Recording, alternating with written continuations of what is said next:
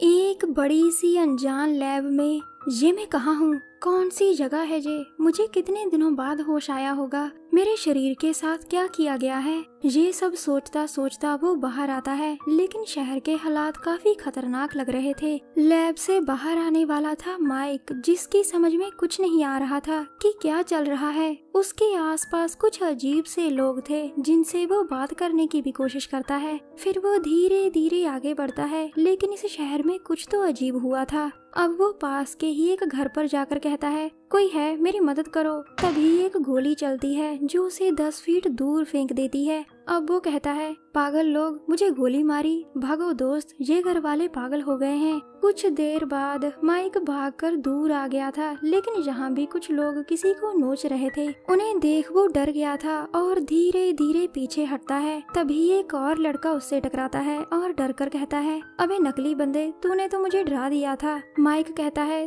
तुम मेरे जैसे हो जो बोल सकते हो, मुझे बताओ वो क्या कर रहे हैं? लड़का बताता है, मेरा नाम बेन है, वो भी हमारे दोस्त हैं जो खाना खा रहे हैं। हम सभी ज़ॉम्बीज़ हैं, हम जिंदा नहीं मर चुके हैं, लेकिन मुझे ये नहीं पता कि हम दोनों सबसे अलग क्यों हैं। तुम यहीं रुको, मैं तुम्हारे लिए खाना लेकर आता हूँ। लेकिन तब तक माइक डर कर भाग गया था। वो भागकर एक फोन बूथ पर आता है और पुलिस से मदद मांगता है, लेकिन पुलिस उसकी बात पर यकीन नहीं करती क्योंकि वो बोल जो सकता था। अचानक वहाँ बेन आकर फोन काट देता है, जिसके बाद माइक गुस्से में आकर उसे पीटने लगता है। अब बेन का भी पारा चढ़ जाता है और वो उसकी एक बाजू उखाड़ देता है। माइक जल्दी ही उसे पीटकर उससे अपनी बाजू लेता है और वो उसे अपने शरीर में वापस लगा लेता है। बेन कहता है, अब तो मान जाओ दोस्त, हम ज़ॉम्बीज़ हैं जो बाकियों से अलग हैं, चलो बियर पीने चले। बस फिर क्या था, दोनों एक बार में चेहरा छुपाकर बियर पीने आते हैं, जहां माइक एक अखबार की तारीख देखकर कहता है, मैं 3 साल पहले मर चुका था, यानी मुझे 3 साल बाद होश आया,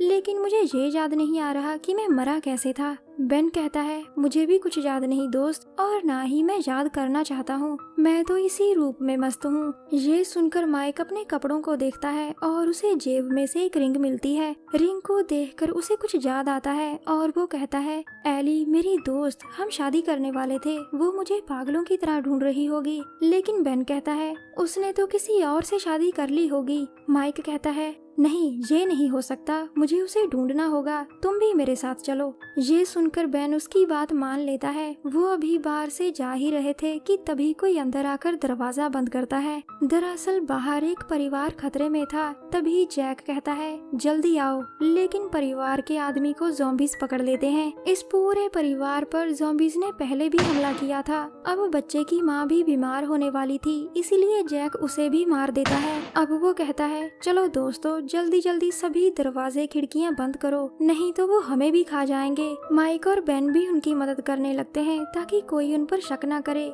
इसी दौरान बेन ने गलती से माइक का हाथ ठोक दिया था। जब जैक की नजर उन पर पड़ती है तो उसे शक होता है। माइक की आजाद होने की कोशिश ने उसका शक यकीन में बदल दिया था और तभी बेन उसे रोकने की कोशिश करता है, लेकिन ताकतवर जैक उन्हें उठाकर दूर फेंक देता है, जिसके बाद बेन जख्मी हो जाता है। अब जैक उन्हें मारने ही वाला था कि तभी ज़ॉम्बीज़ दरवाजा तोड़कर अंदर आ जाते हैं। उधर माइक और बेन को संभालकर ज़ॉम्बीज़ बाहर निकालते हैं जो उनके दोस्त थे। इसके बाद दोनों दोस्त वहां से भाग जाते हैं। अगले दिन सुबह बार के बाहर लाशें ही लाशें थी, सिर्फ जैक ही बचा था, लेकिन उसे भी जल्द ही पकड़ लिया जाता है। दूसरी तरफ माइक नींद से जागता है, जिसके पास बॉब खड़ा था। तभी बेन कहता है, बॉब यहाँ मेरे पास आओ। माइक, ये मेरा दोस्त है, इसे मैं कई दिनों से ट्रेनिंग दे रहा हूँ ताकि ये मेरे काम आ सके। अब ये हमारे साथ जाकर एली को ढूंढने में मदद करेगा। लेकिन बेन बॉब पर यकीन नहीं करना चाहता था। तभी एक तेज रफ्तार गाड़ी बॉब से टकराती है, मगर उस पर इस टक्कर का ज्यादा असर नहीं होता। अब गाड़ी वाला पूछता है, तुम लोग ठीक तो हो ना?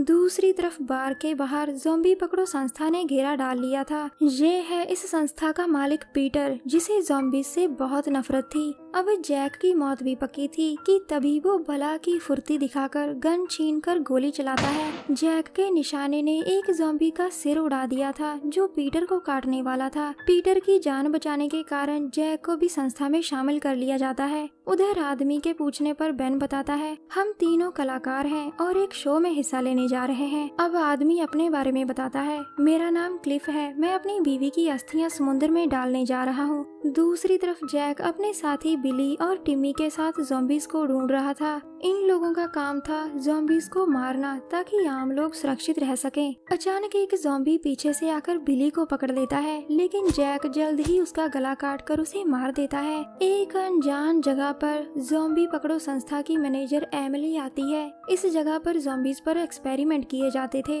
दरअसल जहां उस दवा को बनाकर चेक किया जा रहा था जिससे ज़ॉम्बीज को ठीक किया जा सके। ये दवा अभी ज़ॉम्बीज को जिंदा तो कर सकती थी, लेकिन उन्हें इंसानी रूप नहीं दे सकती थी। अगले दिन सुबह माइक क्लिफ के पास आकर पूछता है, तुमने अपनी बीवी की अस्थियां पानी में बहा दी? लेकिन क्लिफ तो मर चुका था। वो अपनी बीवी के गम में इस दुनिया को छोड़ चुका था। माइक और बेन उसकी मौत से बहुत दुखी होते हैं। इसके बाद माइक क्लिफ का आधा अधूरा काम पूरा करता है। देर शाम को माइक अपने घर में आता है, जहां आकर उसे सब याद आ गया था कि पीटर ने ही उसे मारा था।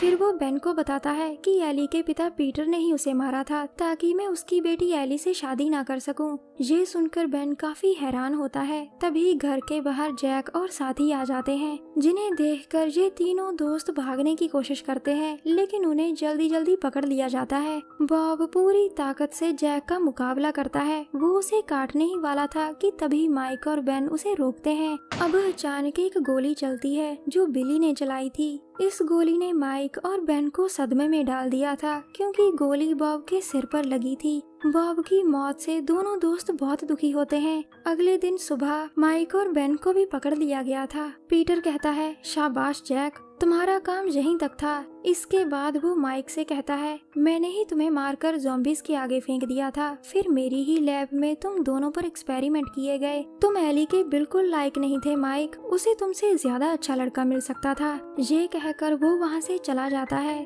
थोड़ी ही देर बाद जिस गाड़ी में माइक और बेन थे वहाँ कुछ गड़बड़ होती है। गड़बड़ करने वाला था जैक, जो दोनों को यहाँ से भगा कर ले जा रहा था। दोनों ने उसकी जान बॉब से बचाई थी, इसीलिए उसने ये सब किया। आगे जाकर जैक की गाड़ी को अच्छी तरह से घेर लिया जाता है, जिसके बाद जैक गाड़ी से उतरकर कहता है, वो दोनों तो चले गए। जी हाँ दोस्तों, दोनों दोस्त समय रहते पहले ही गाड़ी से उतर चुके थे। अब दोनों जल्द ही एली के घर के बाहर पहुंच गए थे और एली भी अंदर से आ जाती है। तभी पीटर आकर कहता है, एली तुम अंदर जाओ, ये दोनों खतरनाक हैं। अब माइक कहता है, मुझे बस 2 मिनट इससे बात करने दो, इसके बाद तुम मेरे सिर पर गोली मार देना। पीटर उसकी बात मान जाता है, जिसके बाद माइक कहता है, मैं तुम्हें अकेला नहीं छोड़ना चाहता था, लेकिन तुम्हारे पिता ने मुझे मार दिया। मैं जहाँ बस तुम्हें देखने आया था ताकि जान सकूं कि तुम कैसी हो। तुम्हें देखकर अच्छा लगा एली, अलविदा एली। इसके बाद उसे पीटर के लोग पकड़ लेते हैं। तभी एली भागकर उसके पास आकर कहती है,